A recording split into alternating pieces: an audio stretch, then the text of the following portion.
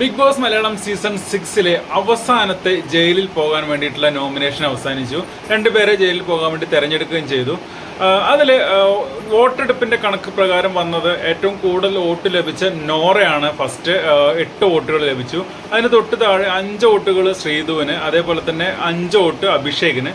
ബാക്കിയുള്ളൊരു 3-4 പേർക്ക് ഈ 2 വോട്ടുകൾ വീതം ലഭിച്ചു.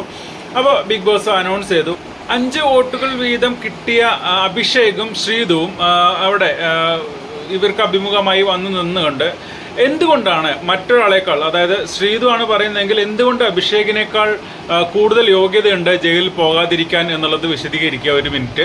അതേപോലെ തിരിച്ചും അഭിഷേകും അത് വിശദീകരിക്കുക. 1 മിനിറ്റ് സമയം കൊടുത്തു.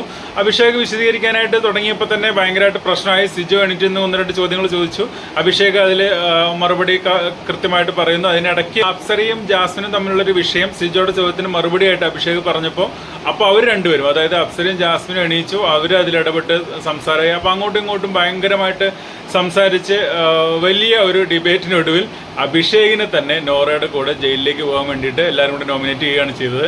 അവസാനം വന്നപ്പോൾ അഭിഷേകിന് 7 വോട്ടായി. ശ്രീധു അങ്ങനെ ജയിലിൽ പോവാതെ രക്ഷപ്പെട്ടു കേട്ടോ.